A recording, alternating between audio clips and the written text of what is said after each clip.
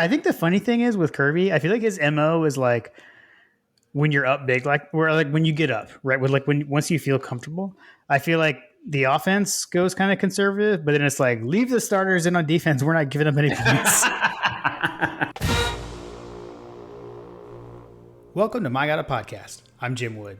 In this episode, John Powell and I preview Georgia's season opener against Oregon in the Chick-fil-A kickoff at Mercedes Benz Stadium in Atlanta. We talk about what we learned from Kirby's press conference, all three phases of the game, and we answer questions from you, our listeners.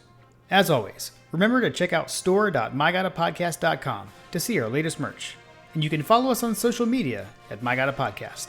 Finally, we'd love for all of you to come join us at Dog Central. That's DAWGS Central.com. Now, let's join the conversation in progress.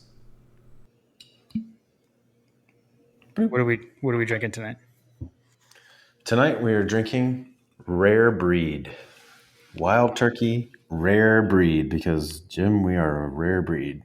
We are national champions. I like that. I thought about mine, and I actually kind of teeter-tottered on a couple. I ended up with the Old Elk Wheated bourbon.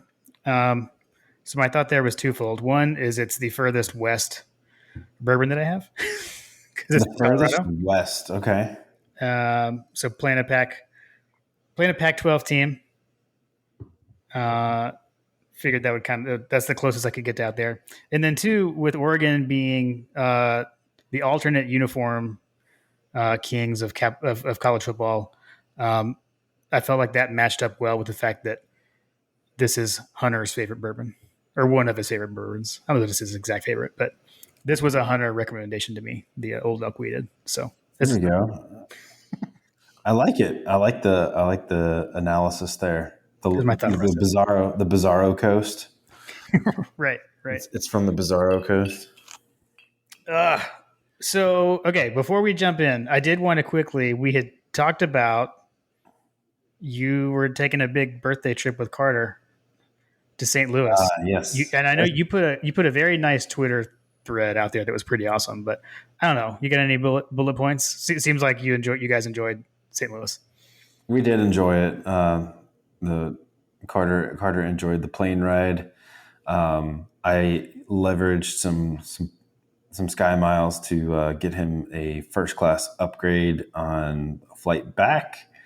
Nice. And we had Comfort Plus on the way out, so he literally rode in style, and we'll probably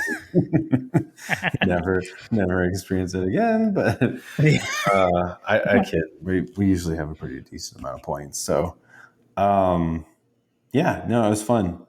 St. Louis is a great little town. If you haven't seen the thread I mentioned, maybe we can link it from the podcast. But I have nothing but great things to say about the people of St. Louis and the city of St. Louis. That was a really cool experience. I mean, outside of the one in the thread I mentioned, Carter had a ball thrown to him by a Braves player. We went to see the Braves play the Cardinals this past weekend. So, but he had a ball thrown to him by a Braves player, and a Cardinals fan who was an older boy had been standing next to Carter the whole time.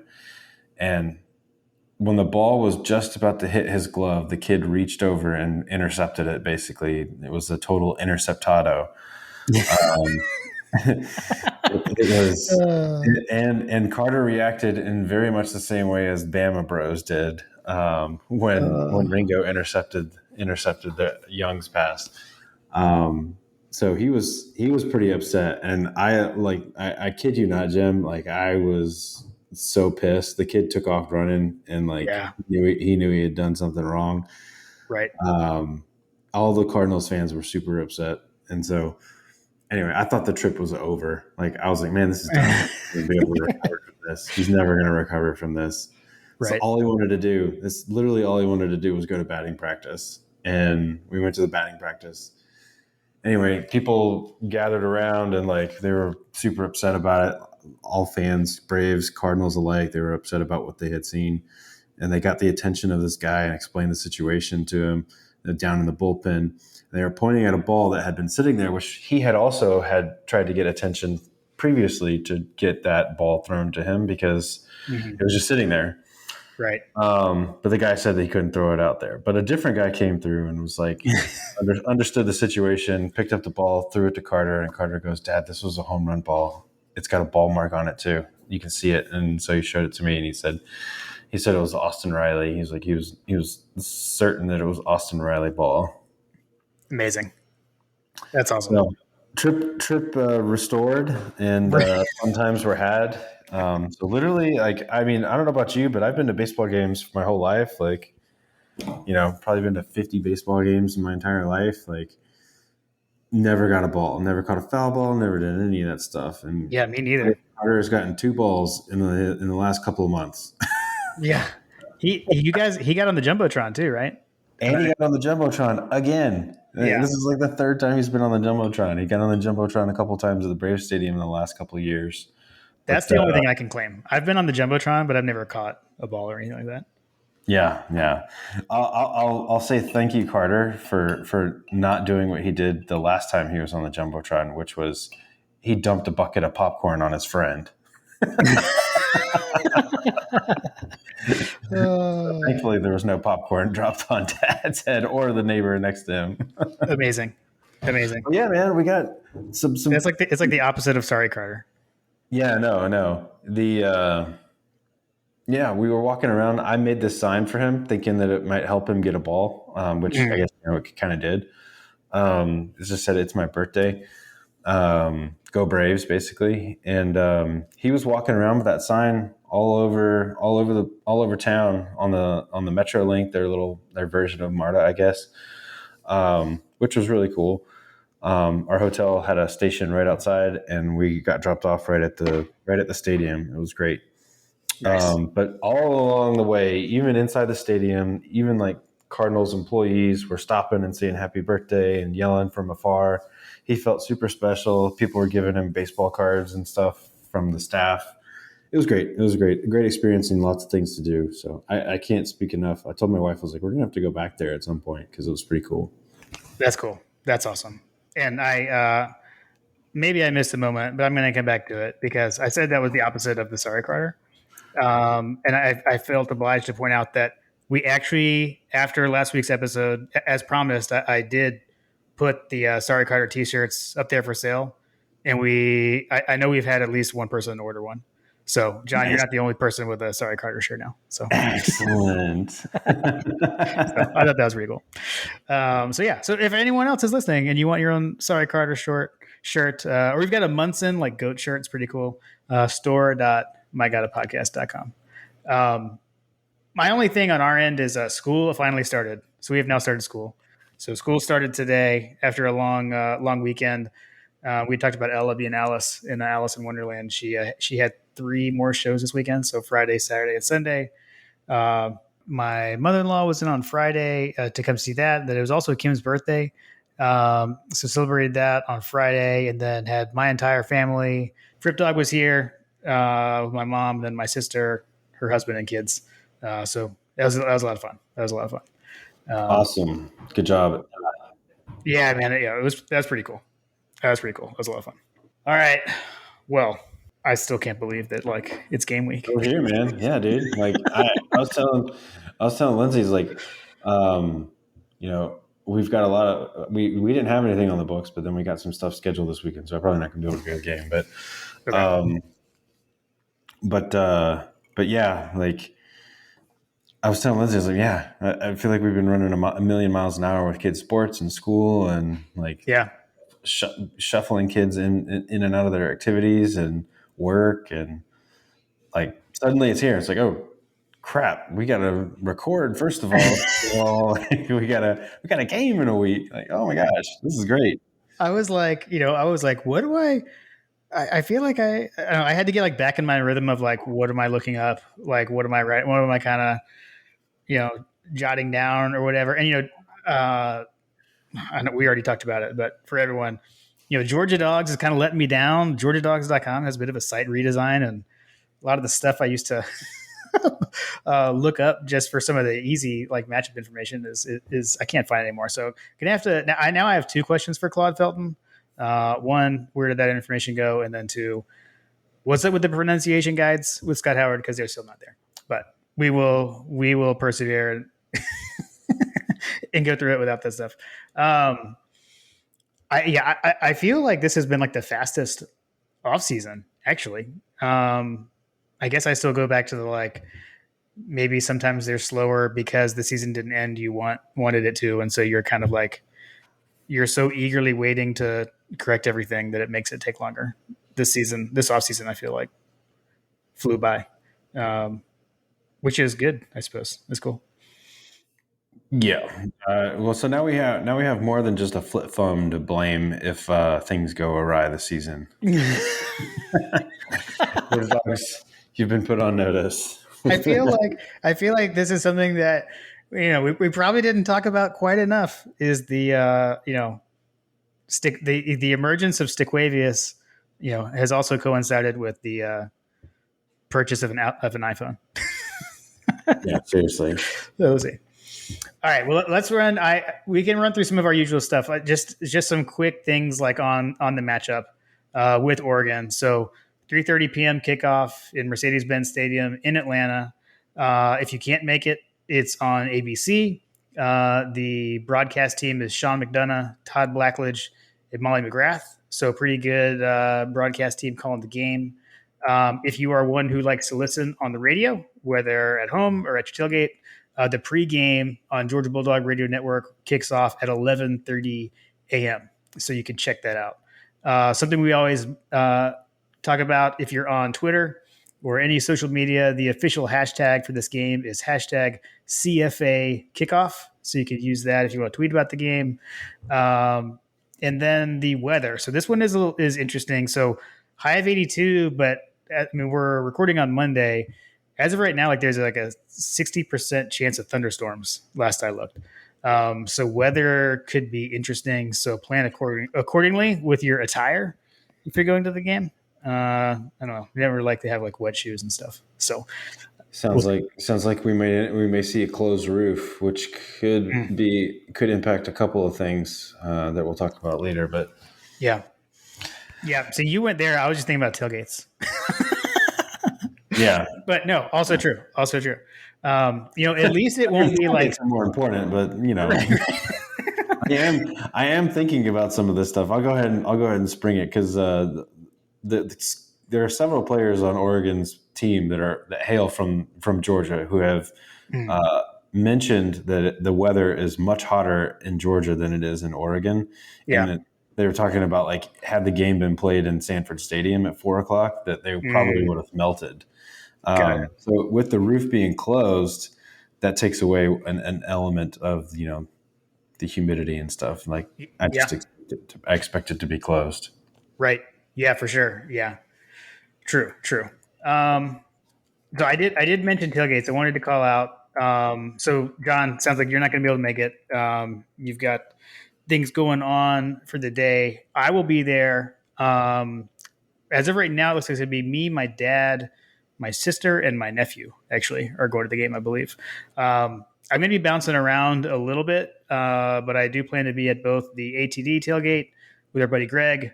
And there's a whole tailgate crew there. They threw an excellent tailgate to open the season at Clemson, and they kind of kept it going all year, actually. So they've got that tailgate.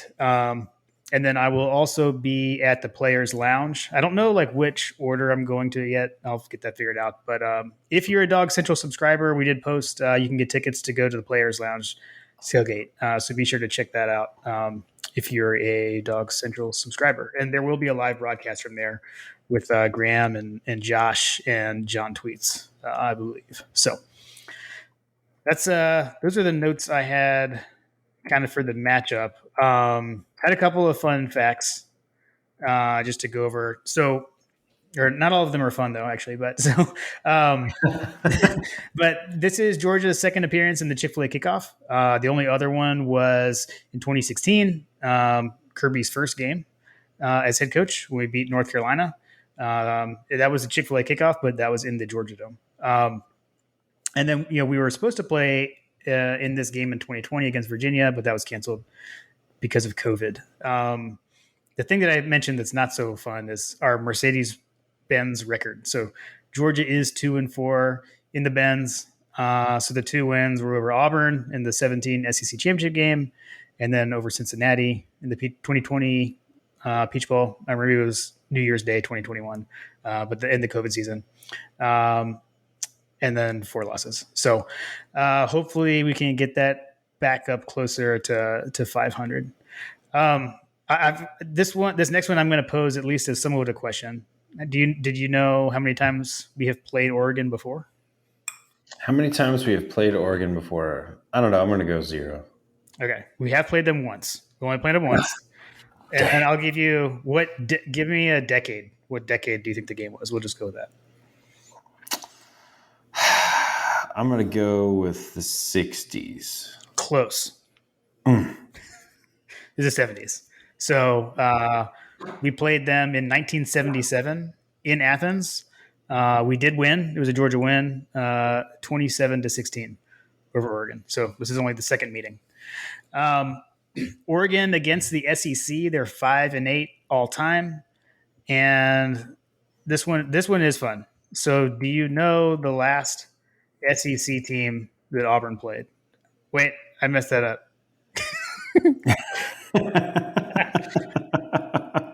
Wait, Dude, I should leave that in. I can't read. That was amazing.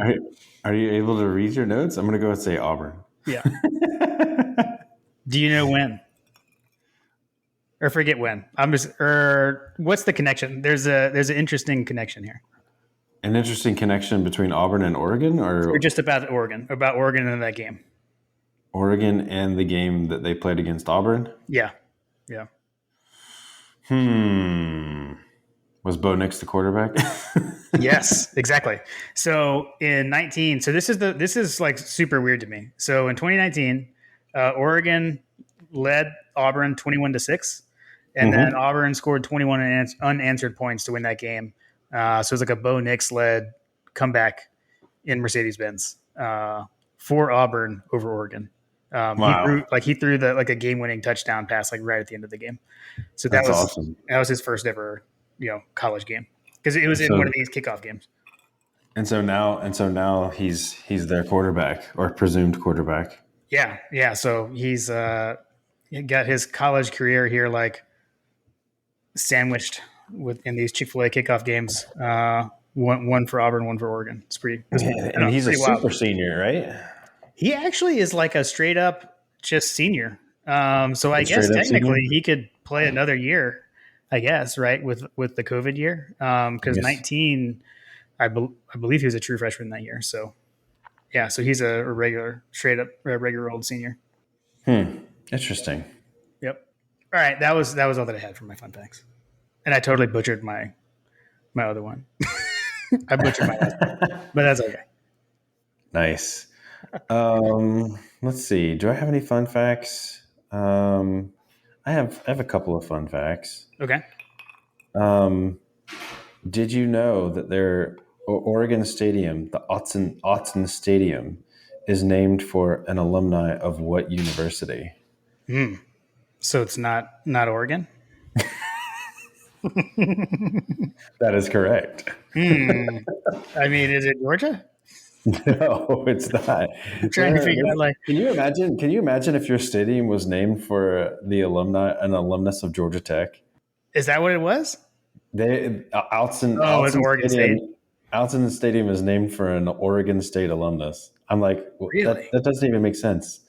Also Rich Brooks Field. It's kind of like, they have, Bobby Dodd Stadium at Mark Field kind of thing. Yeah. Well, they have a Rich Brooks Field. And he is also an Oregon State alumnus and a former player at Oregon State. Okay. What kind of bizarro world is that, right?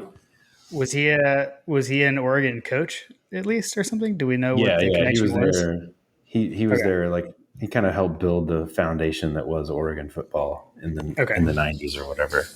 Well, I guess that's not quite as bad, I guess. Yeah, but still. I know. Dooley went to Auburn. Right. But here's where I'll go with that. Um, I'm gonna rattle off some rivalries here, and you tell Okay. me which one has been played the longest. Iron Bowl, the big game, cocktail party, Notre Dame versus USC, Red River rivalry, the game, and Civil War. Which one of those has been played the longest and the most often? Mm. So, I mean, I know, like, actually, so was Deep South's oldest rivalry? Was Georgia Auburn in there? Because Georgia Auburn is older than even, or has been played more times, I think, than the Iron Bowl even. That But wasn't in the list, Jim. Come on now. interesting. Okay. We'll go with Civil War. That is correct, Jim. Yeah. The Civil War has been played longer than all of those rivalries, which I found completely fascinating. That is interesting. I mean, like, I figured there was a connection, kind of like how I tipped off that Oregon played Auburn. But interesting. Yeah, man, that's crazy actually. Because I have, you just don't think about West Coast football like that.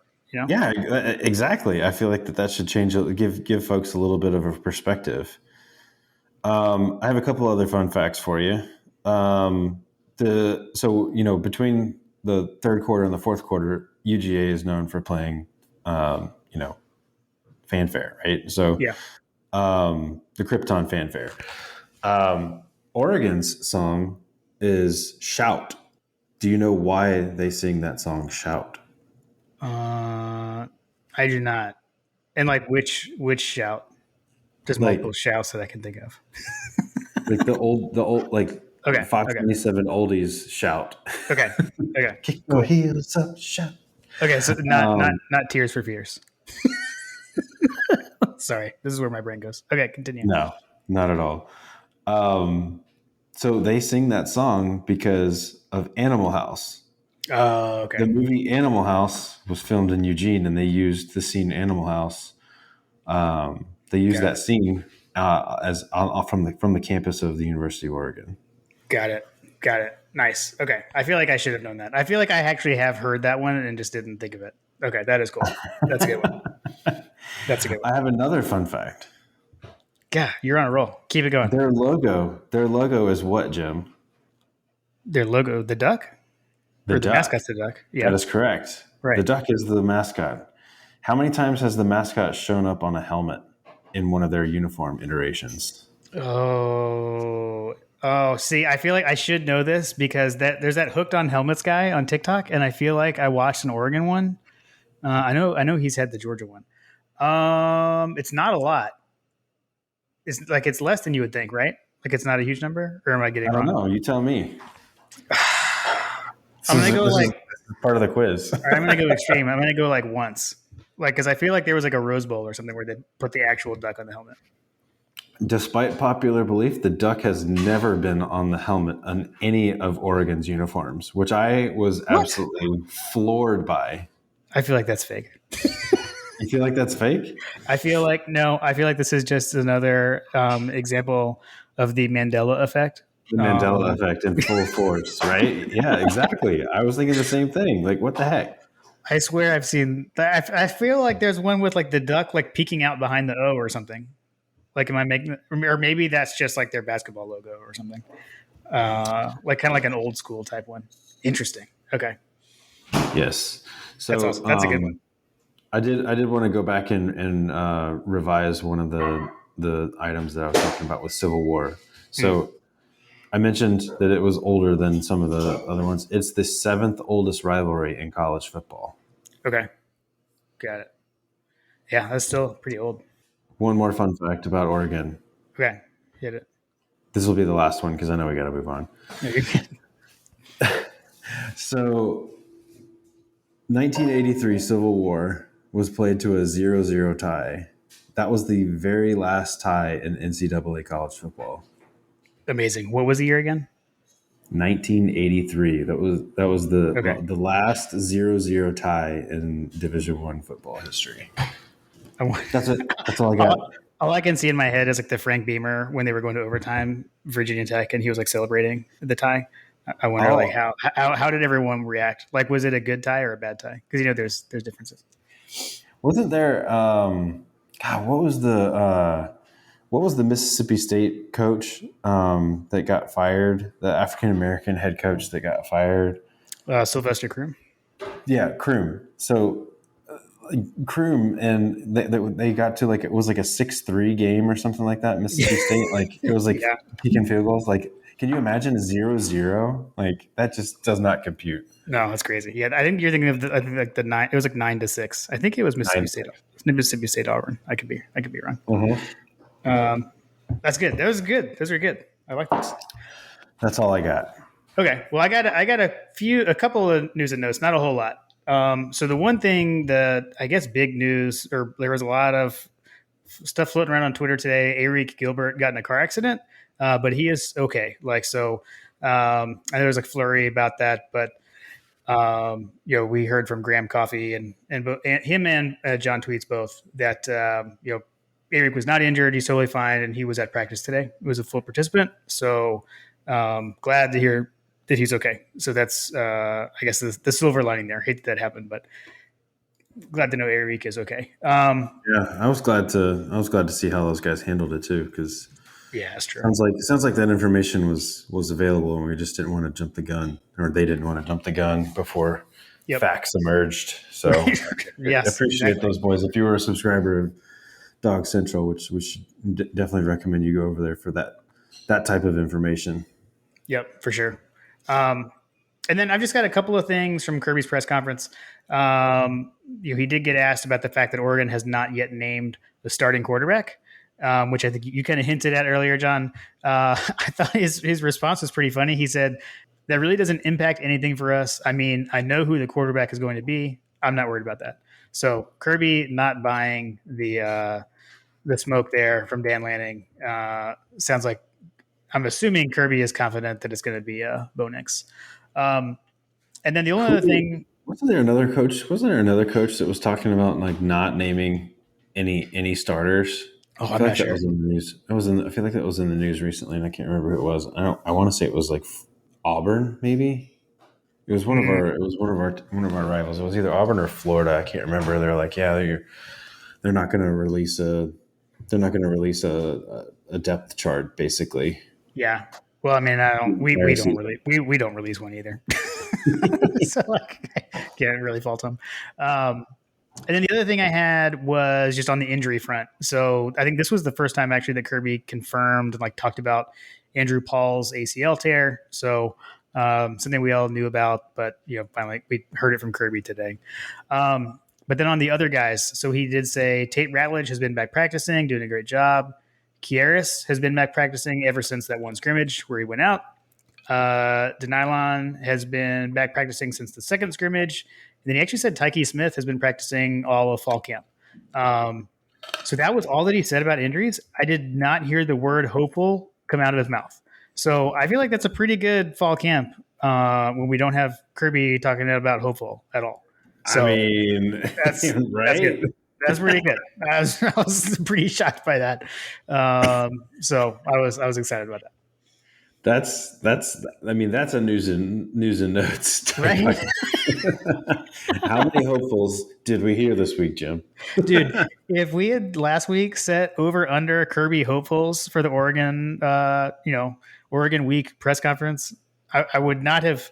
If you had said it at 0.5, I wouldn't have taken the under. If you had said it at 1.5, I doubt I would have taken the under. So that was good news. Non-Georgia, I do want to say rest in peace, Cot Commander. It sounds like that name, the South Carolina mascot, will not be named Cot Commander, even though that was the winner in the online poll. So do you even know what I'm talking about? Refresh my memory for everyone else. So South Carolina's mascot changed owners. So for example, the Seiler family owns Uga. Right. Mm-hmm. So there's a family that owns the actual chicken that is the Gamecocks like their live mascot. And they sold the chicken to someone else. And and there's been like a dispute over how to style the feathers on top of the chicken's head, because like the prior owners used to like give it like a mohawk almost to look like a Gamecock. And the new owners are like, yeah, we're not doing that. And so they said, okay, fine. Well, then you can't now. You don't have rights to use like the name, whatever it was called. It was called like Sir. I don't even, this is the funny thing is I don't even know what his old name was. Sir something. And they were like, so now they had to change the name. So like there was a newspaper that did a poll of like what should the new name be, Oh, and that's what that was. one of the options was Cot Commander, and it was like got all the votes. So it's not what it's gonna be. I don't even know what it Oh, is either. I just thought that was funny. Something they came up with some other name, so they had to change the name of the chicken. It's so ridiculous, but they were amazing options. They was good. So, anyways, I'll I move on. love it. I love it. They I'll might move as on. well just own it. I thought you would get a kick out of that. I know you're dismayed for the Gamecocks, so God, I hate South Carolina. thought you would enjoy that. I thought you would enjoy that. All right, well let's talk. Okay, so for the first time in a long time, we get to talk about like actual like matchup type stuff. So we'll just kind of do what we usually do. We'll start off with Georgia's offense, or basically Georgia's offense, Oregon's defense. So like, what are we looking at when Georgia has the ball? Um, so I mean, I've got a couple of things I can hit quickly. Number one, I'm excited to see what Stetson Bennett looks like with the full offseason as QB1. He actually talked about that in his media time today, that even last year coming in, he was basically third string. So just the difference in being able to have summer workouts and really have timing down with the receivers. And he talked about some specifics around like, if AD turns his hips, it means this. And I can look at something in Lad's arm and there's elbow or whatever for keys. So that's pretty cool. So I'm excited to see what that does. Excited to see what Kenny McIntosh does as running back one. I'm curious to see like what the rotation is, right, between running backs. How much are we going to see of Milton and your boy Dejan? And then like on the offensive line, right? So like who's going to be the left guard? That seems to be kind of the open question. I know Graham has predicted it's going to be Xavier Truss.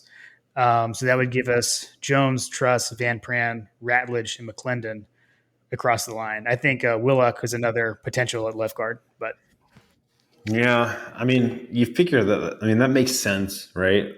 To me, that lineup makes sense. I'm not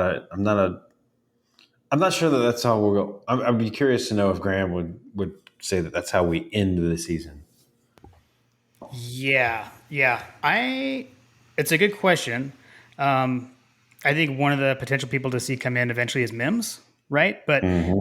I think the issue with Mims is that he is we think of him as a tackle, and I think that like Jones and McClendon kind of have those tackle spots locked down. But I mean, you can put those, you could pull an Amarius Mims inside a guard potentially. So I think that could be it though. Although I don't know. I think Willock was the guy that I was kind of thinking would be there in the mix. I think to me the key thing is Ratledge and his foot and his turf toe, and making sure that he's okay there and can have durability there. Because I think we had injuries last year too, right? And like that was a huge one. The fact that we were able to play the way we did without him last year, I think was pretty impressive. So I'm really excited to have him back.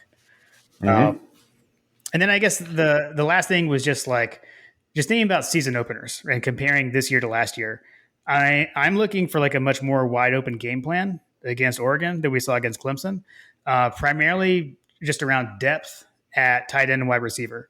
I went back and was watching some of that Clemson game. I mean, there was like a lot of Jalen Johnson and Justin Robinson, and Ladd. It was like the first time we'd ever seen him was in that game. So there was a Mm-hmm. whole lot of youth, and we've just got so much depth. I mean, especially at tight end. I mean, we're four guys deep there. Although dealt true freshmen, but still excited to see. I don't know, excited to see what the game plan is going to be there. Yeah, I mean, I'm going to be looking for what's going on with the wide receivers. I am a huge, not that we're going to ever forget Kyrus, but I'm a huge fan of what I believe is going to be a big season for AD Mitchell. Yep. What we've heard coming out of camp is that he was having his way with some of the top defensive backs on that side of the ball in camp all season long. So that I'm hoping is going to parlay into a good season for him on the offensive side of the ball. I mentioned Yeah. that catch that he had in the national championship would be his Devontae Smith moment. I think that he could be poised for a really strong season, and obviously, you can't ever count out the tight end room. I think that when we have the ball, all eyes are going to be on the tight ends every time they step out on the field. And it's really just a question of how many we're going to throw out there, right? Like, Yeah. Yeah. Yeah. are we ever going to see a package where they are all in is kind of what I feel like everybody's looking for. And is there a wrinkle? Is there a wrinkle that Monken can, scheme around to spring something special when they are all on the field? You know what I mean? Like, there's Yeah. a lot you can do with some of those guys. I mean, Bowers has deceptive speed for a guy his size. Darnell, same way. Eric, that was what he was known for, right? Like, he Yeah. was a big, fast guy on the outside. So, he originally came in as a wide receiver, right? So, Yep. Yeah. No, I think you're totally right. I totally expect to see those guys flexed out. I think a good bit actually. yeah. So outside of like the obvious, I would kind of think that those are like obvious things. So Hmm. I feel like that the not so obvious things that maybe people aren't really talking too much about is, are we going to see the same Stetson? By and large, it looks like that he Hmm. is. This is his team. We've talked about it. Like, he's had all the first team reps this entire camp. Like, what's Stetson going to look like? Is his progression going to continue, which has basically been from outside looking in, quarterback transfers, comes back, walk on, Yeah. you know what I mean? Like, Yeah.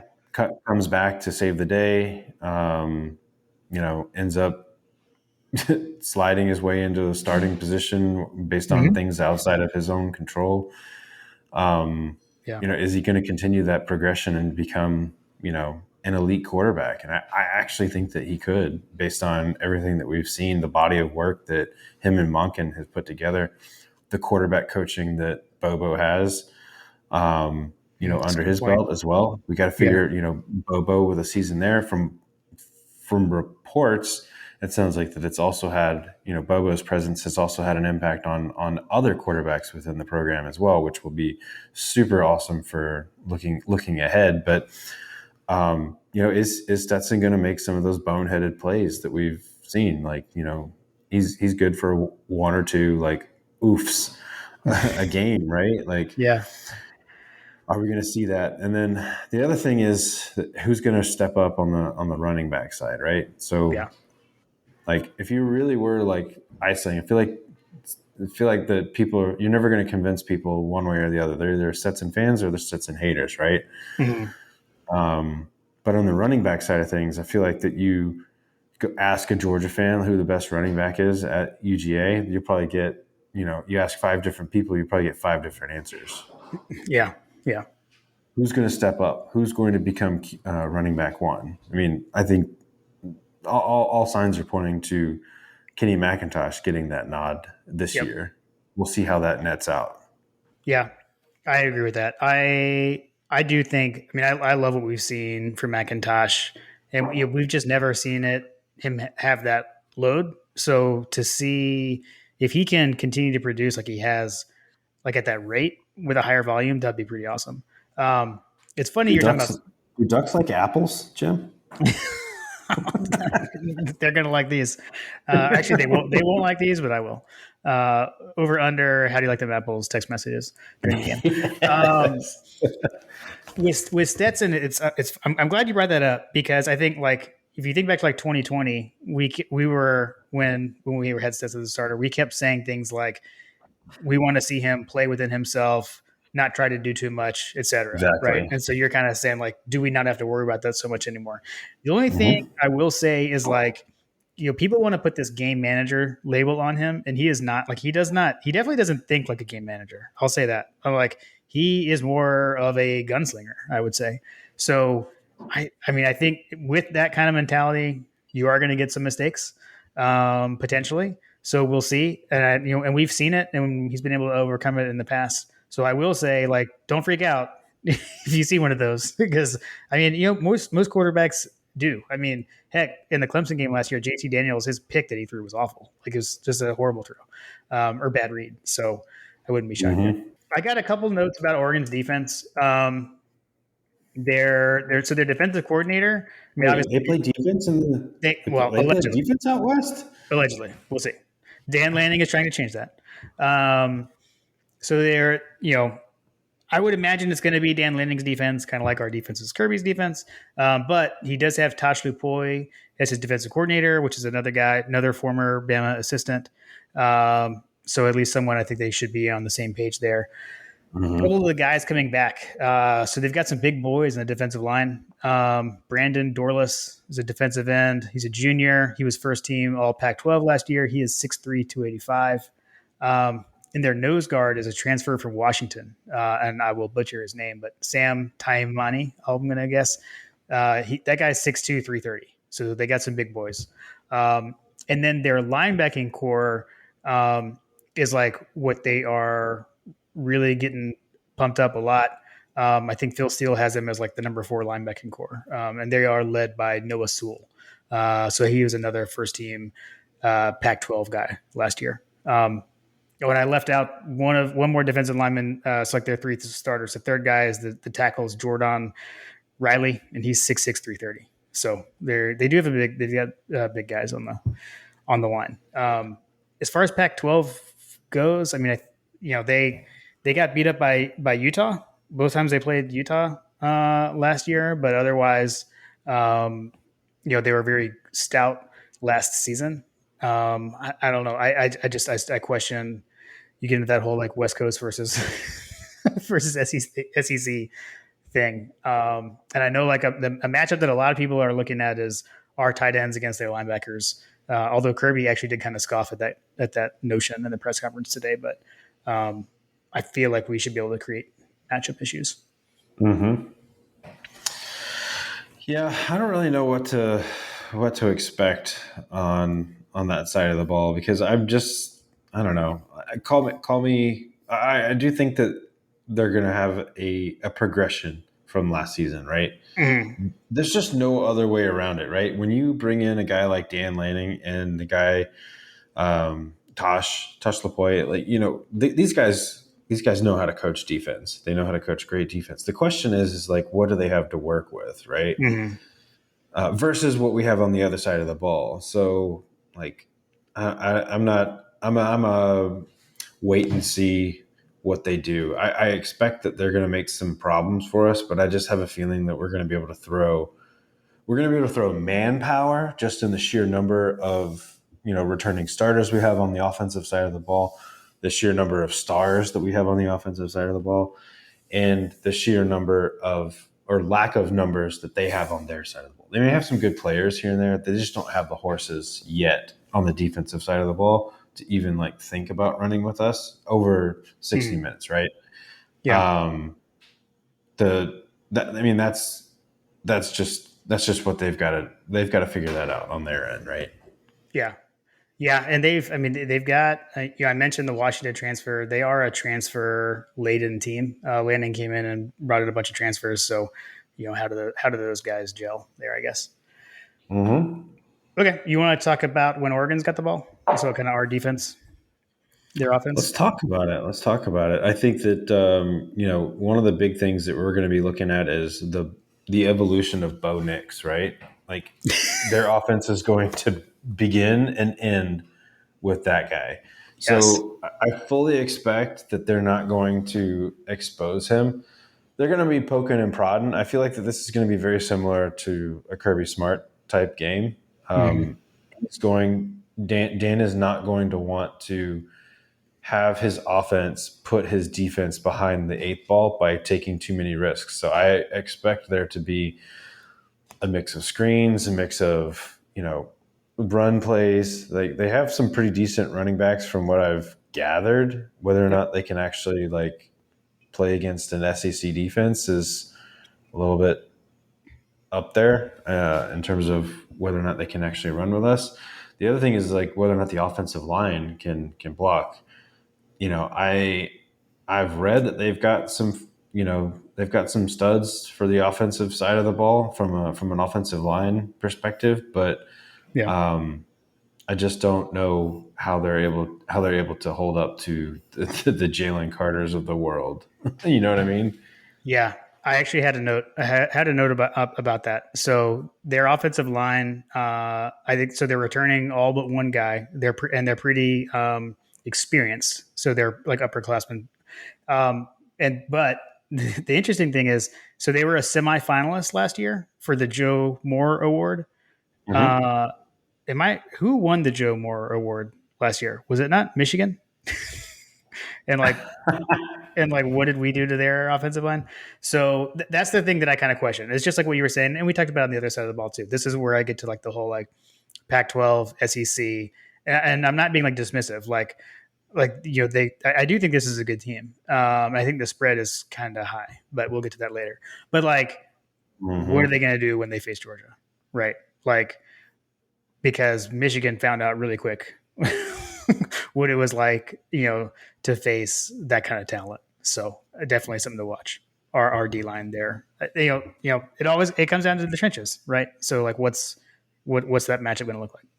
Yeah, I mean, like, listen, the outside of our defensive line, which if you're a subscriber at Dog Central, Josh Dog Stats, he put out this wonderful PDF that kind of encapsulates everything. And on page number, I think it was page number 2 or page number 1 or 2, I can't remember. Sorry, Josh. Um, but it highlights all of the stats, EPA, yards per play, yards per game, or yards per play, points, net yards per play, that kind of thing, like all of those things. And you look across UGA's line, and it's like we are like bright green, which is good Yeah, across offense and defense. yeah, And you look at like what we have going on with us, like we've talked about this before in some of our preseason episodes. Like even if UGA gives up twice as many points as they did last year, we're still leaps and bounds better than literally every other team in the country. hmm So yeah, even if you're able to crack that egg with us basically reloading, and we don't have injuries. We don't have injuries right now. Knock on wood, Jim. knocked on my head, knocked on my Knock head. on your head. Yep, good. We don't have any injuries, so it's not a rebuilding year for us guys. Like, Mhm. we come in healthy, so this is reload. This is reload and redo. I fully expect that to be in full display. Um, I expect that Dan is going to move the pocket around with Bo Nix. You Yeah, know, yep, um, he's going to have to, because I have a feeling he's going to be running for his life. And if Auburn was any indication, you know, Bo Nix will feel right at home. yeah. So interesting thing is that their offensive coordinator is Kenny Dillingham. He actually was Auburn's offensive coordinator when Bo Nix was a freshman in 2019. So what does that offense look like? How much influence does Lanning have it? Is it basically that 19 offense? Which back then, that game 19, that was that Georgia team where our offense couldn't basically do anything. My lasting memory of that game was the game was basically won on a sack by Trayvon Walker of Bo Nix. So do we have something like that, right? Where we're getting after him. We don't have Adam Anderson to spy Bo Nix like we had, the last couple of years. But I think Kirby will find someone to be able to do that. We know Bo Nix, right? This staff knows Bo Nix. They've seen him 3 times.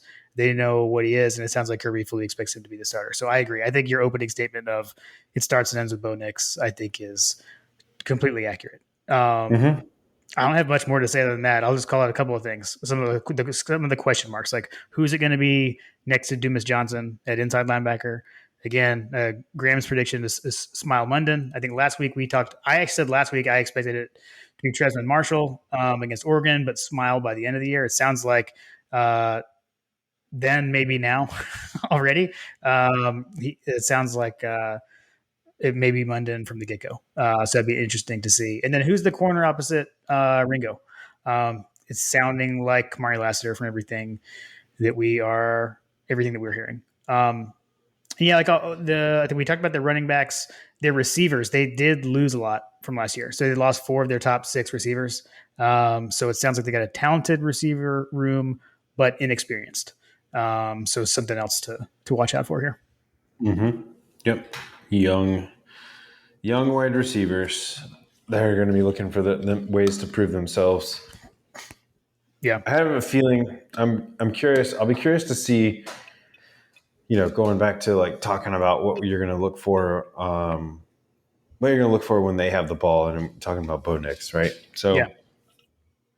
I'm curious to see how Lanning decides to attack this defense. So, is he going to try to pick on a particular cornerback, right? Because this guy, of all the coaches to coach against us this year, he knows these players inside and out. He knows their weaknesses. He knows their strengths.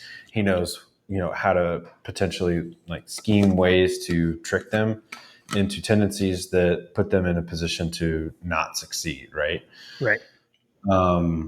It'll be interesting to see the poking and prodding that goes on early to see like what they're going to do in that regard, because I have a feeling that he's going to find early. They're gonna try to poke it early and see if they can expose some of those weaknesses, and if they can't, they'll probably pivot and go away from it.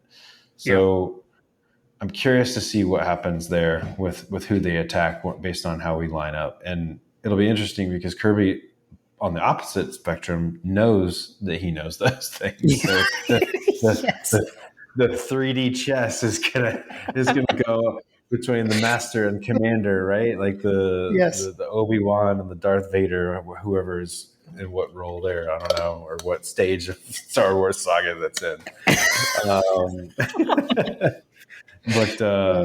But yeah, I had the then and now earlier, which I was thinking of Spaceballs. So now, earlier when I said that, so like when will then be now? And so we've got Spaceballs in Star Wars. Sorry, continue. Yeah, it's come full circle. I mean, that's basically the chess match. I'm curious to see what the chess match looks like on the defensive side. My suspicion is that Kirby has the unfair, quote unquote, advantage of having some absolute stud athletes on his side of the ball to play that game with, whereas Lanning is on his first season, and as we all know, if he goes the pathway that other Saban disciples have come, Kirby's first season was kind of meh. Saban's first season was kind of meh. I don't know. I have to go back and look like how Dabo's first season was, how Jimbo's first season was, obviously we know Pruitt was basically meh after he left Georgia. But where is Lanning going to stand on that first season? I think everybody recognizes he's a great coach. It's just he doesn't have the players yet, and he doesn't even have the ability to recruit right now. So, are we going to be? Are we going to get that? Is Kirby going to go ahead and dunk on his old buddy or not? Yeah, well, that's a good question. I do think Lanning may be able to give, like you're saying, he's got that inside info on the personnel. They may be able to come up with something and script something. So that's where we may see some early success against that when they're on script. Frankly, like we saw again when Tennessee in Georgia last year, right? Like when Tennessee ran their script those first couple drives, they looked great, and then Georgia adjusted, and then it all fell apart. Right. So that's the thing. Like we may see some early Oregon success, but I've got confidence in Kirby and Schumann and Coach Boom to adjust to that. So, okay. Awesome. I've got 2 special teams notes before we get to listener questions. Actually I have 3. I've got 2 Georgia and 1 for Oregon. So for Georgia, back to the press conference, Kirby got a punter question. And he said that Brett Thorson, our Aussie punter, is the leader. But he did say that we could see Noah Jones. He is a redshirt freshman. I don't know. That could be a Kirby motivation thing. I expect it to be Thorson. And then this I for one welcome our new Australian punter overlords, Jim. Absolutely. I have been wondering why we haven't gotten one of these guys, and I mean, it's so clearly obvious. Like, how many other teams have had those Aussie punters that have just been like MVPs for their special teams units? I know. It felt like I agree. It just felt like we're like the only team that didn't have an Australian punter, right? Yeah, exactly. Agreed. So this next one, I thought this was interesting because we had a question last week, and I would have to go look up to see who asked it. So apologies, whoever asked this. We got a question about kick returner last week, and we were both kind of baffled because we were like, well, it's Kieris at punt returner, and it's McIntosh at kick returner. So, but Kirby got that question today, and he said, we have kind of had our kickoff return guys lined up all along, so it has not included Kenny because Kenny was one of the primary backs, where last year he was sharing that load. He's still a kickoff return weapon and a guy we can use when we need to. So it does sound like McIntosh, as far as kickoff return, maybe like special situations, like if we need a big return or something like that. So it got me thinking, who could it be? And I don't know. I'm actually going back to our guy Kieris. Like, I think we may see Kieris returning kickoffs and punts. That's my thought there. So it sounds like we didn't see healthy Kieris last year really at all. I feel like he was never fully 100%. He certainly wasn't at the beginning of the year, and he was one of the other guys we mentioned had some kickoff returns. So him, or maybe like one of the speedy freshmen or something. I don't know. But I don't know that Kirby's going to trust them catching the kickoff. That's what I feel like could be Kieris. Mm-hmm. Did we ever get an update on Arian? I mean, he's out, so he had to have surgery. So yeah. Yeah.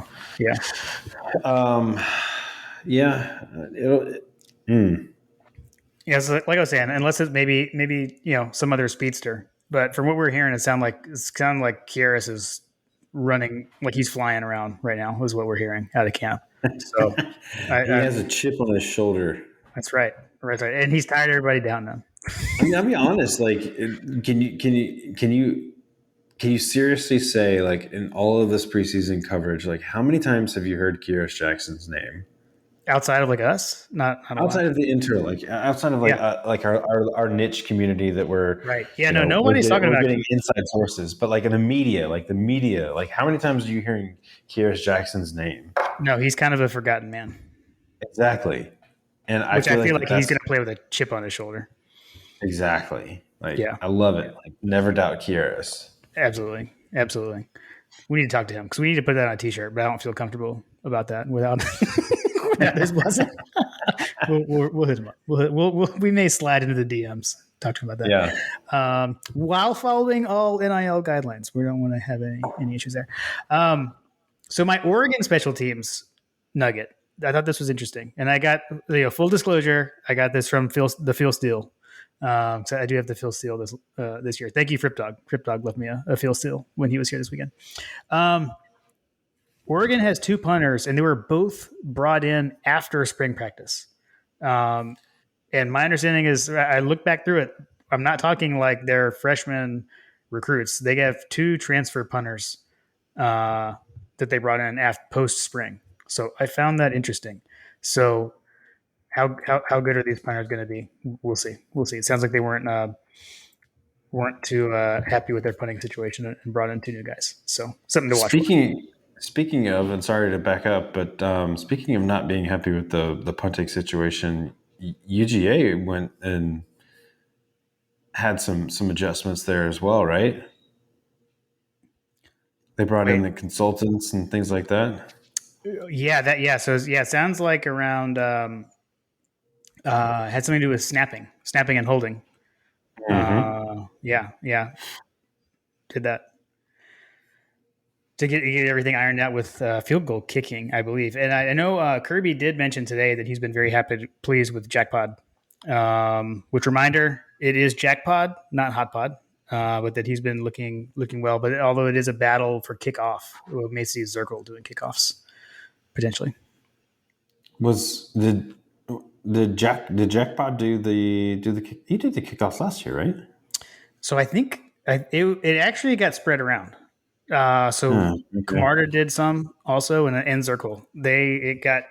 I feel like it was not consistent. would kind of move. Yeah. They had multiple Well, guys to the kickoffs.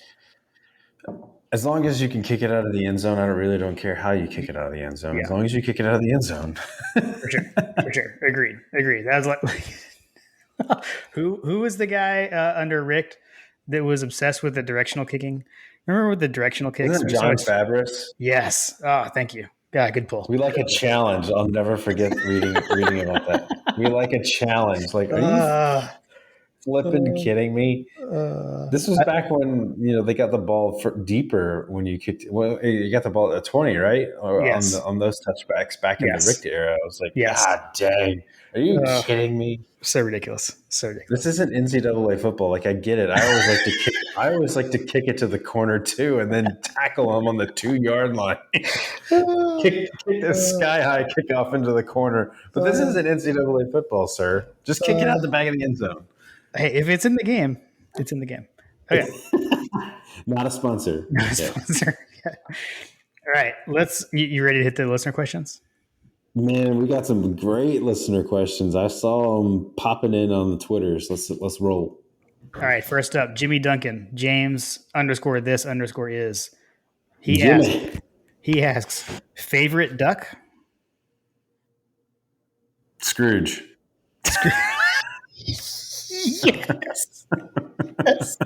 Yes. Okay. So that's where I was gonna kind of go towards, because like I had I was like, what is he asking? Like Mallard? Like what? What kind of answer is he looking for? And then I came up with like Donald. That's where I was going to pivot to. Although I'm not going to say Donald. I'm going to go a little more edge case. I'm going to go Darkwing. Darkwing duck. Ooh, Darkwing is a good one. Oh man, oh shoot! Now it reminds me. There was a superhero. There was a superhero duck in the DuckTales. Okay. What was that? Okay. I can't think of his name, but I can think of what he said. Oh, I got it. Okay, but first I'm going to say what he used to say. He would say, "Blathering blatherskite," and then his suit would fly at him, and he was Gizmo Duck. Gizmo Duck? Wasn't that it? Yeah, Gizmo Duck was cool, dude.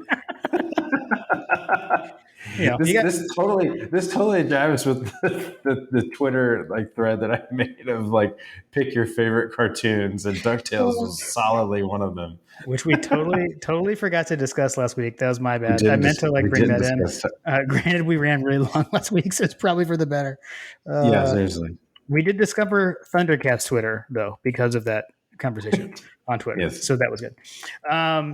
Next up, a fellow Dog Central podcast, 100 Sanford.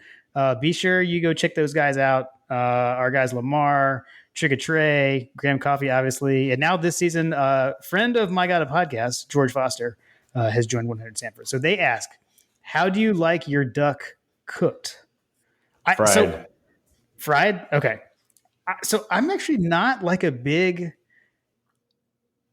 eater of duck. So I was just going to say like roast, because that's kind of what came to mind. I've had a lot of like duck fat fries, that kind of stuff. Yeah. But, so I thought my rationale behind that is that, it's a fattier poultry. So that pairs well with like just deep frying it. Just make it super bad for you. Got it. Have you ever had a turducken? Because I have not. I have had turducken actually. Okay. There's just so much going on with that. Like, Fair. You couldn't like pinpoint like what was this flavor or whatever. Like, okay. I don't know. Okay. I mean, honestly, like if you're talking like specifically like fried duck, like Peking duck. Okay. Oh, no. Is that what they had in Christmas Story? In A Christmas Story? Yeah, they had Peking duck. Remember, like they chopped off the head and all that stuff. Yeah. They're like, oh, it's looking at me, and they just Kirby smarted that bastard. Such a good movie. Such a movie. Although, wait, no, sorry, we'll table that for Christmas, because I know that's not your favorite. Okay, man, all the Dog Central accounts coming in with questions.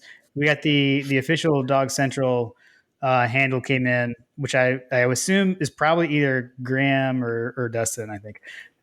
What is the best type of dog to deploy when needing to retrieve a dead duck? I mean, you got to go with Labrador Retriever, right? Like, Okay, yes, agreed. Per Google, that's the answer. yeah, That's the real answer. Um, so I'm going to change it up. Who would you rather have retrieve your dead duck, Uga or Hairy Dog? Uga for sure. Really? See, I was going Hairy Dog because Hairy Dog is like sentient, and like Hairy Dog can process things better. No, no, You think no. Uga can smell it? Remember, the question is retrieve a dead duck. Duck's already dead. Yeah, Okay, no. okay, I'm, that's fair. Uga's on the Uga, scent. Uga's on Uga's the on scent. it. That's Uga's true. on it. I get Hairy Dog probably doesn't have a very good sense of smell with the head on. I feel like Hairy Dog would probably make a much better GIF, but True, true, fair. These, and he would be able to tell us if it was slimy or not. Shout out Walker. how did no one ask if our ducks slimy? I Oh, did actually on last week's second string. There was someone did report in that they had come into contact with the duck and it was not slimy. But I think Logan and I Walker chose not to believe it. So I'm gonna go ahead and give Walker this one. We encountered two ducks at Rabbit Hill Park in Decula for Carter's soccer tournament this past weekend, which was a fantastic win for his little boys there. Um, there were two ducks for some reason just like chilling underneath this park bench inside the park. I have no idea why they were there, but they were there the entire tournament weekend.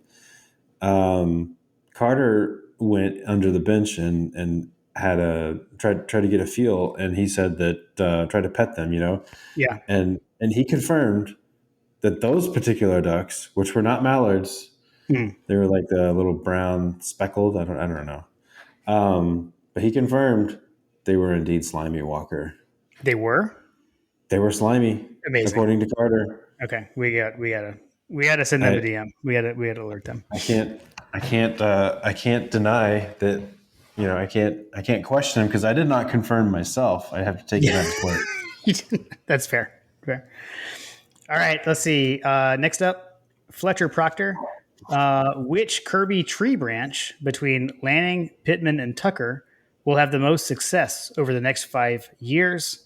And then he says, who has the highest ceiling? Um, Fletcher said, I would say Lanning based on conference unless Oregon moves to the B1G, the Big Ten. I, I'll jump off. I think that's fair. I think I would agree if they stay in the Pac-12, just with it being Oregon, the brand they have, the Nike money. I would agree there. Pittman, I love Pittman, but I He's too think old. Arkansas is hard. I think Arkansas is a hard place to be successful. Yeah, for Um, sure. Honestly, I think Tucker. That's a bit same at Michigan State. Like you're playing second. Like no offense to Michigan State people, but you're playing second fiddle to Michigan. I think I don't know. I'm gonna hold off for now. I guess as a body of work because I have no body of work for Landing. Landing, I would say I guess highest ceiling, but for now I'd probably say I'm gonna lean Tucker on the next 5 years until I see something from Landing. But I think Landing has a high ceiling. Okay, so this is going to be a little ageist. So for the olds out there, don't be offended. I'm an old, but that's okay. Continue. I'm also an old too, but all right. So Mel Tucker is 50. Okay. Um, I don't even know. I mean, Sam Pittman's older than that, right? I think so. I think so. Dan Lanning is 36. Yeah, Pittman is Wow. 60. God, I'm so old. How is Dan Lanning 6 years younger than me? Okay, keep going. So Pittman's 60. So Hmm. just based on that Yeah. alone, I would say that the longevity factor for Lanning is in his favor by the sheer fact that he's a head coach, like what 20, almost 20 years ahead of these guys. So, 20 plus years ahead of these guys. So he's got 20 years of learning and experience that he could potentially acquire. And he's from the Saban tree. He's from the Alabama family. He's from the Kirby Smart, Hmm. tree as well. So like, I don't know, man. I have a feeling that we're going to see Dan Lanning in the SEC not in the not too distant future. And I really hate this, but it would not shock me to see him at like an LSU or a Florida pretty soon. Okay, that's fair. That's my opinion. Yeah, I think it's a good one. Cool. All right, next up, Zach, SC Dog, 864, friend of the show, frequent questioner, and winner of our G-Day hat raffle, by the way. Any chance we see the backups play more than a quarter tonight, or is it going to be a closer game than that? And then are you guys going? So we already talked about if we were going. So I am going. John is unable to make it. I'm like 70-30. We'll see. Okay. Up in the air, TBD. Do you want to take this one first? Or you want me to go? Yeah, I would say that backups are going to be playing in the fourth quarter. In the fourth quarter, because I would agree, but I don't think they're going to play more than a quarter. I just feel like that's not Kirby's MO, regardless. Like, and we saw last year, right? Even like Tennessee game, I mean, we had our guys in later than I would have liked. So I'm going to say slam dunk. I don't see that happening. Listen, he's going to be looking for a statement. Yep. It's against his former, protege or whatever, his defensive coordinator. Yeah. I think that there's a lot of competitiveness in that coaching tree. Let's just say that. Agreed. Fair. Janya. I was going to say this as Janya because he's got the Acuna tilde on top of his name. John Michael D. Other than the obvious choice of chicken with USC Junior, which opposing team this year has the tastiest mascot in real life? Oh, nice. I actually remember seeing this question. I meant to go back and look at the roster at the schedule again just to double check. But hold on. Thankfully, I have my trusty Phil Steele here. Are you ready? You ready for the schedule? So we got the Oregon is the Ducks, Samford with an M, not an N. I believe they are the Bulldogs. They are the Bulldogs. You get the South Carolina Gamecocks. You got the Kent State Golden Flashes. I don't know that that's edible. Missouri Tigers, Auburn Tigers, Vanderbilt Commodores, We're Not Cannibals, Florida Gators, Tennessee Volunteers, Mississippi State Bulldogs, Kentucky Wildcats, Georgia Tech Yellow Jackets.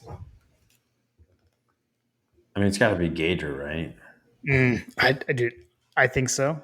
Fried gator tail is. Wait, he said amazing. other than South Carolina, so that leaves Duck on the table, right? Yeah, it does leave Duck. Yeah, I'm going to take Duck. You take Duck.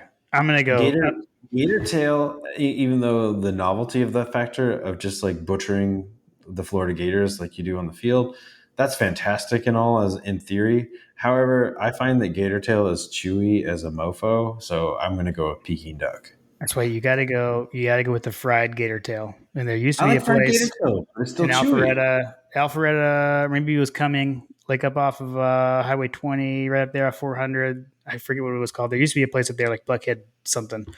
They had amazing fried gator tail. So I love that. Actually, well, hang on. I'm going to pivot here.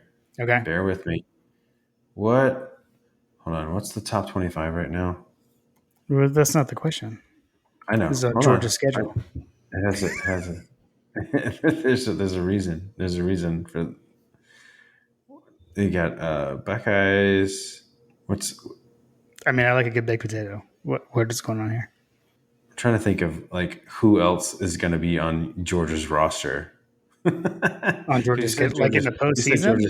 Yes, that's what I'm thinking. Like elephant, elephant. Wow. Okay, yeah. So you got Bama in the SEC championship. We can go with our predictions.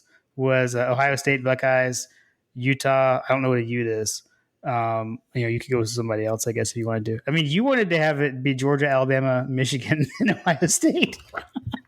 Damn, that was amazing. So yeah, I don't think you want to eat Wolverine. Yeah, I don't want to eat Wolverine. But I mean, Buckeye. I feel like Buckeye. You could be the Buckeye. What the hell is a Buckeye? Even? It's a potato. No, it's not, is it? No, yeah. I thought it was a nut. I thought it was like a nut. No. Google it. Although if I'm wrong, I'm going to edit this out. What is a Buckeye? Can you eat Buckeyes? Well, it does look like it's a nut. They can be collected in late summer as they turn leathery in color. Peeling capsule apart. Seeds resemble an edible chestnut. I mean, the mascot looks like a potato. I thought it was a But potato. Ohio Buckeye fruits are not edible and can be toxic. Okay, so we're not eating that. I would say that puts them solidly outside of the potato Okay, category. okay. I was going to take that out, but you making fun of me is too funny, so I'll leave it in. All right.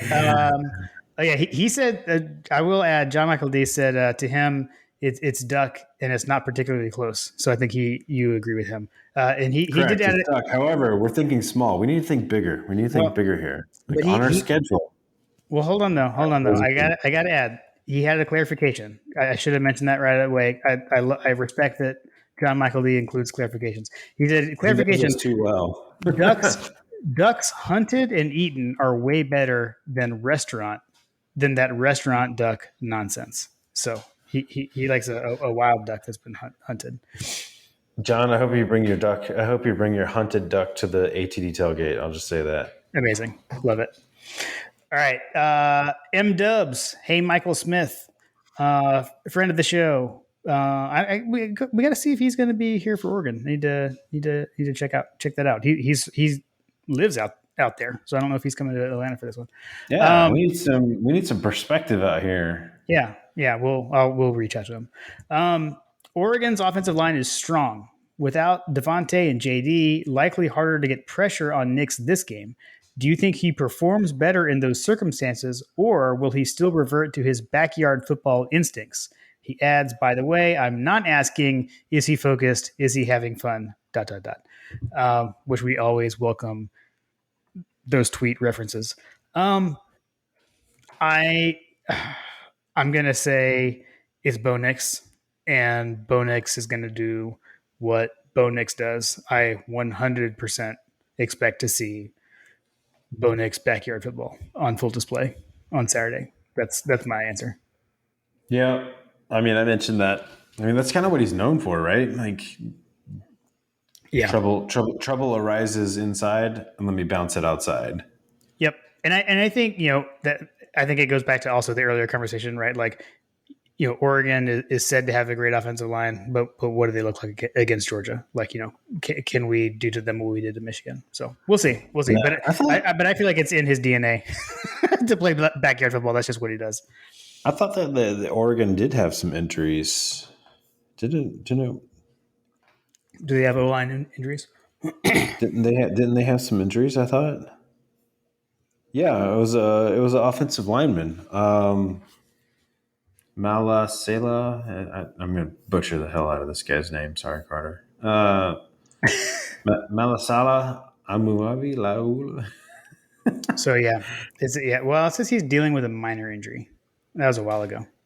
Yeah, minor ding. Yeah, I could have sworn that I saw that they had some injuries, but no, that was Alabama. Got him. Just call the season off. I think John said that today. Shout out, John. Yeah. Yeah. Well, I mean, maybe Oregon is not under such media scrutiny as an SEC school, so maybe they don't have to divulge those types of severity of such things. So, well, I don't think they haven't even started class, right? Like that was the other thing we talked about. Like because they don't fall under those like practice or restrictions because they haven't started school. So Lanning's got more time. We did talk about that, and I think that John clarified, though. I think he still clarified that they. I think I can't remember what it was. I think it was in the text thread, or if it was on Twitter. I can't remember, but like he had mentioned that they don't start school until September 27th, so they're still a month out from starting school. So when he mentioned that, I still think that they are still bound by NCAA guidelines on meeting times or something like that. Okay. But like they obviously don't have the responsibilities outside of that realm. And so that's where I think that SEC like killer mentality that Dan Lanning, and this is why I mentioned it and wherever it was, I think it was a text thread, but they have these optional team workouts, Jim, over the summer. Right. So like, even though we're not in school, we're expecting you to like bust your butt, and maybe we're not there as a formal coaching like situation, but we've got like a friend of a GA or something like that that's out there running things for us. You know what I mean? Yeah, for sure. Anyway, we'll Well, see. I think we've already answered this next one. So apologies to Texas Dog. I assume it's Texas Dog at TX Dog 5. But I'll read it. Hearing a lot about Oregon's offensive line, but how do they stack up to an SEC or Georgia front seven? Good in the Pac-12 seems like it won't translate. So I'll just go back to my line earlier around like, the whole Joe Moore Award, right? They were semifinals last year, but I mean, correct me if I'm wrong. I do believe that Michigan won that last year. So like, Michigan absolutely won last okay. year. So and we saw what Georgia did to them. So hopefully that happens again on Saturday. Yes, sir. 51-7 GATA. Actually, we kind of already talked about this one too. If weather allows, do you want the roof open or closed Saturday at Mercedes Benz Stadium? And he said, considering my seat location, I say closed. 51-7 GATA. Send me a DM. Let me know where you're at because would love to meet up. We sit like in the same section in home games. But Nice. So you were saying, right? So I guess I have two answers. I think he's right on like the personal preference as a fan. Maybe you want it closed. For sure. But with for apologies, fans. Right. But for a competitive standpoint. Open. Yeah, for a competitive statement, you want it open. Right. Mm-hmm. Yeah. Yep. Agreed. That's my I would love it to be open for like several days prior to as well, just so that I'm clear. Like just let the humidity marinate in that stadium. Yes. Agreed. Just let it just sit there, and just as soon as they walk in the door, just have it feel like a swamp in there. Agreed. 110%, as we used to say in season 1. Yes. All right, another friend of the show, Jason Huggins at HugDog18. No. He's got 3 questions and then a statement. Number 1, over under 4.5 hours of sleep on Friday night. I'm going to have over for sure. I don't know about Hug Dog because he's a strapping young lad at the University of Georgia. So No, you're hold on. You're confusing Huggins. Oh, dang. That's my bad. That's my bad. Yeah, that's okay. Well, maybe he's there. I don't know. You're thinking of Hambone. Thinking of Hambone, yeah. Dude, Hambone, I mean, he's in college. He gets like 12 hours, probably. Yeah, that's true. I don't know, man. I'm gonna sleep wonderful on Friday. Although it's gonna depend on what we got going on with the volleyball. I need to check on that. I'm gonna say this. I hope I get more than 4.5 hours because otherwise I'm gonna be like non-functional on Saturday. So I'm gonna set a goal to get more than 4.5 hours. And I'm gonna add one more tidbit. I will be at my parents' house. And I will most likely sleep in one of the guest bedrooms that is in the basement that has no windows and it is like pitch dark. So I usually sleep like a baby in that room. So I'm going to knock on my head, knock on wood, and hopefully that happens here. Yes. Number 2, can our young but talented defense play fast enough to overcome their lack of experience? I love the way that's worded because we lose a lot of experience from last year, but we actually do return a pretty good amount of experience just because of the way that we rotate guys. I feel like the answer is yes. We can do that. Yes. We're quick on that one. I would say yes. This is a good one. How much will we miss Jake Camarda?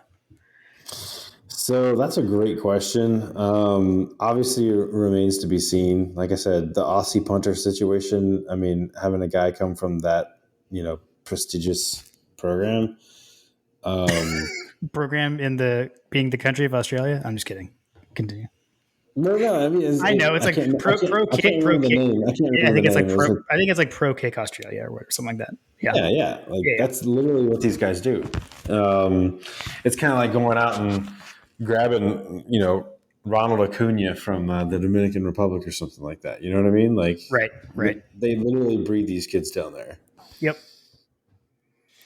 Yeah. So agreed. I I would think say I would say not. I would say not too much. I hope that we don't miss Jake Camarda because that means we're punting an awful lot, and I hope that he has less punts than Jake ever had. yeah, I was gonna say, yeah, missing him means that we had to punt. Like you're assuming that we're gonna punt.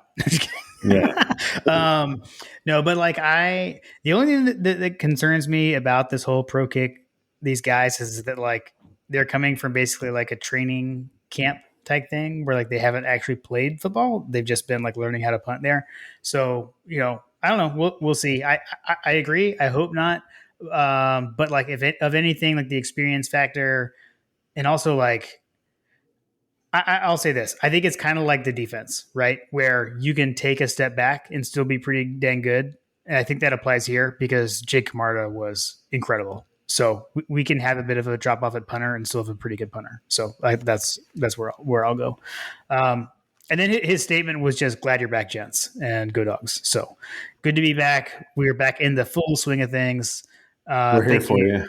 That's right. Thank you, Jason, and hope to actually get to meet in person. Have not been able to connect with Jason or Hambone just yet, so hopefully we will remedy that this season. And now,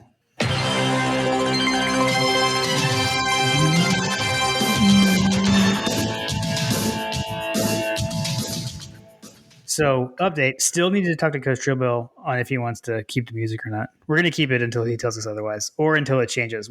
I'll force the subject when the SEC is not on CBS anymore. It is time for Coach Trillbill's over unders. So we've got 3 offense, 3 defense, and then a couple other miscellaneous. So offense over under 2.5 passing touchdowns. What do you got, John? I'll let you go first. I was going to let you. That's why I said. What do you got, John? I'm gonna go over. Okay. I'll go under to disagree. Oh, I don't know. I really want to go under. I mean, over. I'm going to go over. I'm going to stick with you. Although here's the thing, I feel like whatever I say is not the math's not going to work with my score prediction. The maths are not going to work because I have a feeling I know what you're going to say for the next question. Over under 2.5 rushing touchdowns. I was going to say over. The math is totally not going to match up. Yeah, I was going to go opposite of the two, and I was going to go the other way, but now I'm thinking about it. So I'll go under. I think we could have 2. I'm going to go over passing and under on rushing. Over under 350 yards of offense. Over. I'm gonna agree. I'm gonna go over. Okay, and then on defense, there's a theme here. Over under 2.5 Bo Nix touchdowns. Under. Agreed. Under. Over under 2.5 Bo Nix sacks. Over. Over. Okay. I think that's a good line. I could see it being 2, but I'm going to be positive and go over. Over under Bo Nix picks, and he spelled picks PIX 1.5. Push. Okay, I'm gonna go under, but I do think he has 1 for the record. Yeah, I'll go under. Okay, and then away from those, so special teams touchdowns 0.5. Over under 0.5. I'm gonna go under.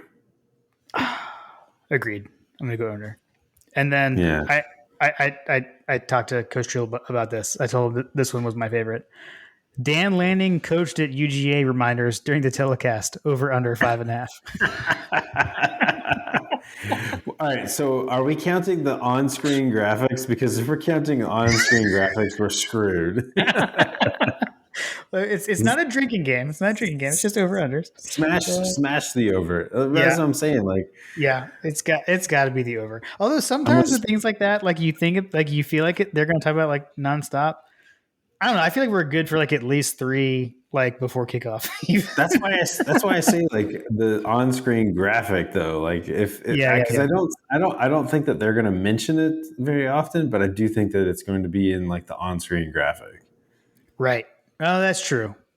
That's true. I don't know, man. I think they're gonna mention it. I think it's gonna be like how many sideline reports with the sideline reporter, like Molly McGrath. Like every time they're gonna be like they're gonna go to her. She's like, Dan Lanning coached at Georgia last year. I feel like it's gonna be a lot. Okay. Yeah, they'll probably be mentioning it like, well, Dan Lanning mentioned this about Kirby Smart because he coached there, that kind of thing. Like, Yeah. Exactly. I agree. Okay. So wait, we were both over. I think. yeah, we're gonna go over.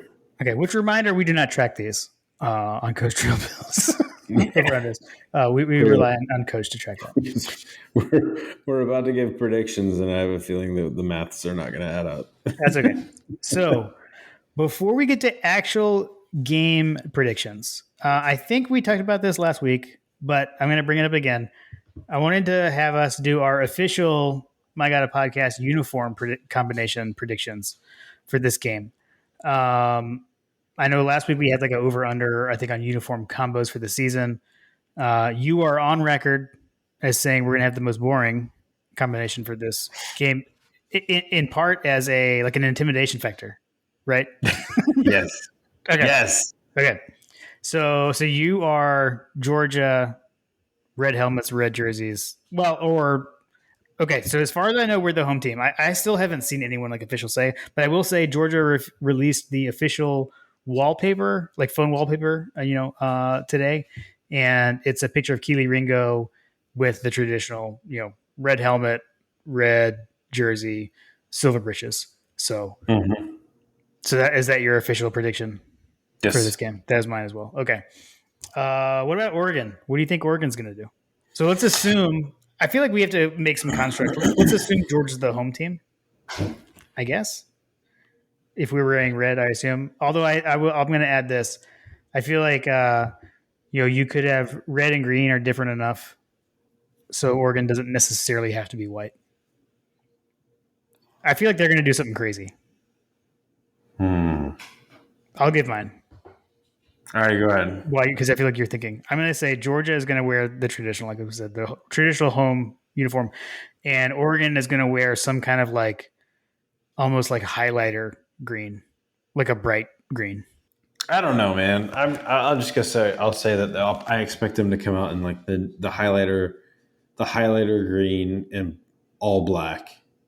Okay, like with like the highlighter accents or something like that. Yeah, I can see that. I can see something like that. I feel like they'll do something. They'll do something weird. Okay.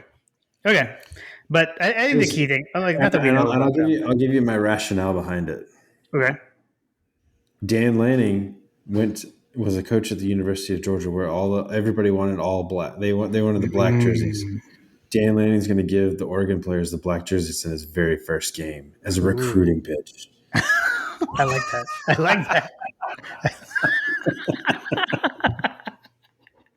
You'll never get to wear that black jersey at Georgia, guys. Come to Oregon.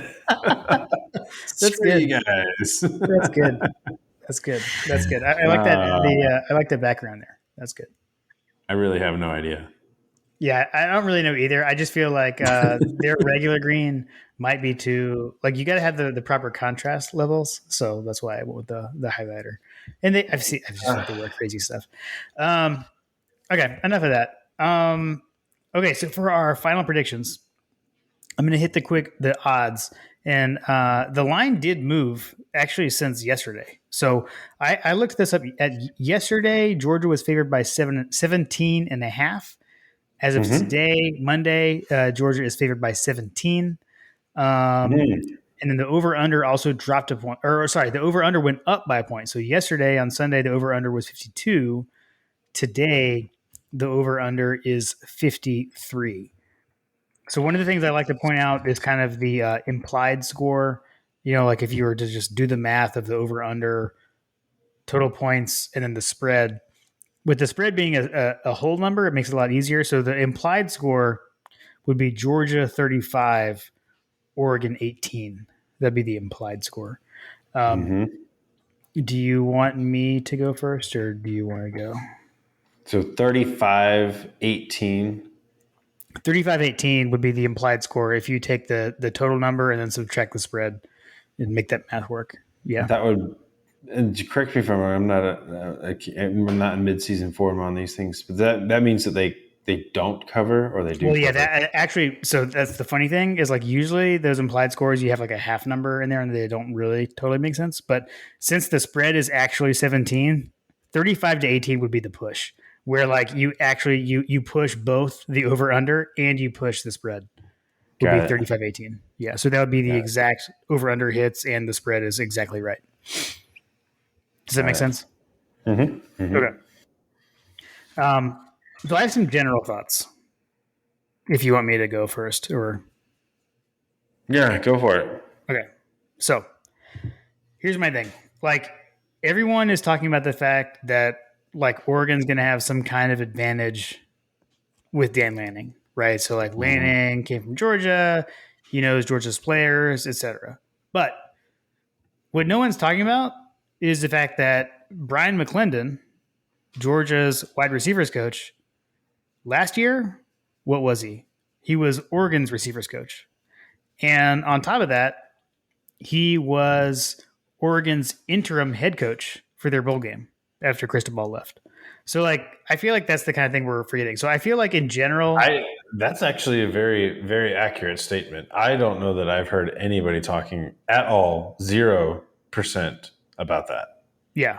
So, like, I feel like the whole, like, I know your roster and I know your team is probably overblown anyway. But I feel like the fact that we've got McClendon pretty much negates it, honestly, at least as far as roster. The only thing I'll say there is I did say that Oregon had a lot of transfers. So he's not going to necessarily know about those guys. But for the guys that were on their roster, he's going to know about them, right? So especially when you add in the fact that he was the interim head coach, right? So that's my thing there. And then the other thing there is like we also know their defensive scheme, right? Because not only was Lanning our defensive coordinator, he also grew up in, he's part of the Saban tree too. So and then the other thing, finally, I'll say is we've seen their offensive scheme when Kenny Dillingham was the offensive coordinator at Auburn, again with Bo Nix in 2019. So with all that said, I'm going to go Georgia 34-17. That is a push. That's actually hitting the spread exactly in the under.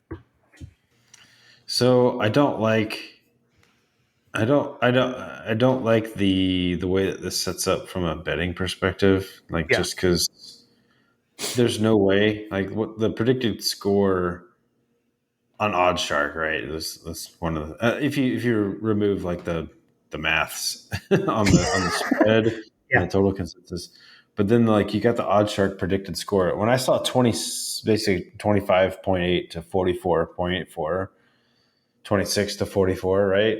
Yep. That just seems really high on the Oregon Ducks side. I Like agree.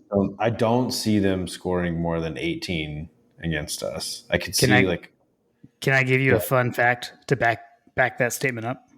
go ahead. So last year, the first time the team scored 17 points against Georgia was the Tennessee game. And we don't play Tennessee in October anymore.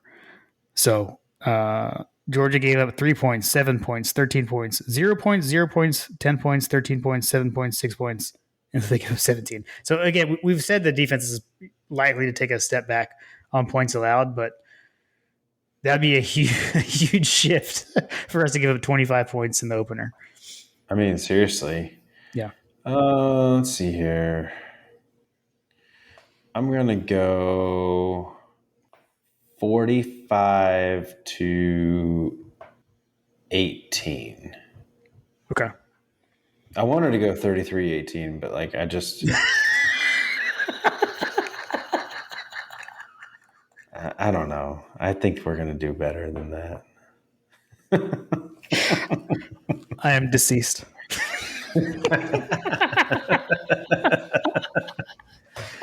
Well, so are the Ducks. Sorry, guys, Holy but cow. I just don't see it Ooh. happening. I actually made the maths work, so that's my rationale.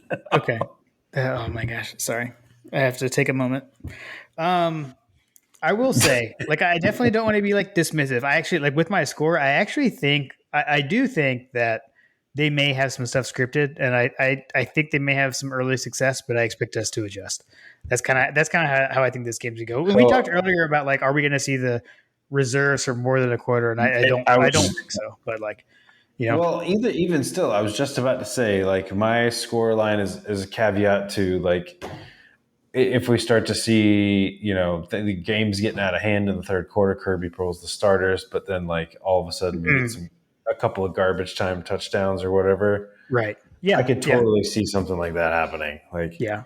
I can absolutely see something like that happening just from a gentleman's perspective, because if they end up like whooping them the way that I feel like that's going to happen, I don't think that Kirby's the type of guy to put 60 on Dan Lannon. I would agree. So I could foresee them pulling the starters and keeping the starters out in the fourth quarter, and they put a couple of touchdowns on us in the fourth quarter or something like that, which would make it like, like a 44-20, 21 or something like that, or 24.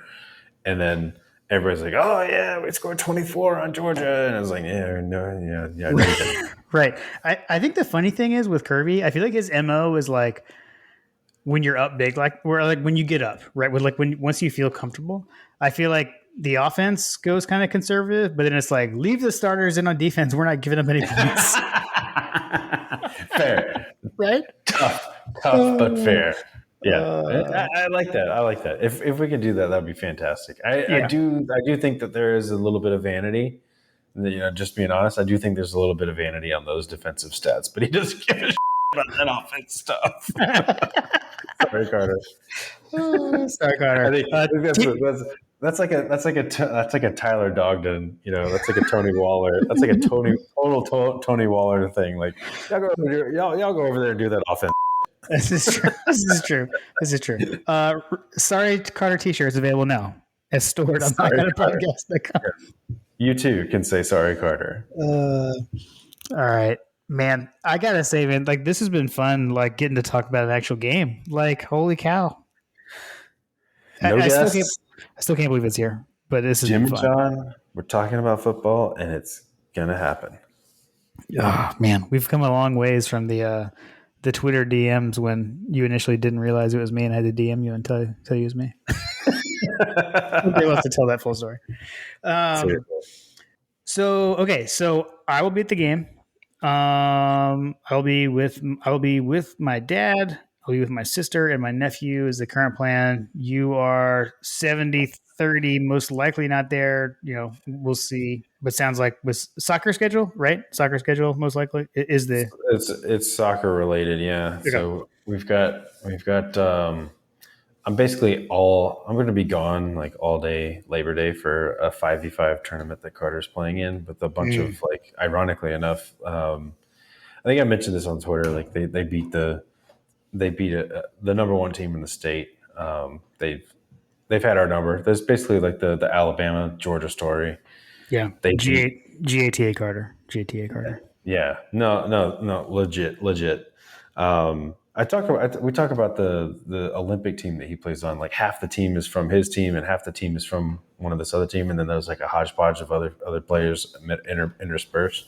They all know each other, right? So it's like Alabama, Georgia. So he's playing in a 5v5 tournament with a large contingent from that other team. So it's like combining forces kind of thing. So I'm going to be gone all day Monday for that, and then I've been gone from the St. Louis trip, and so it's really going to depend on how flexible my wife wants to be.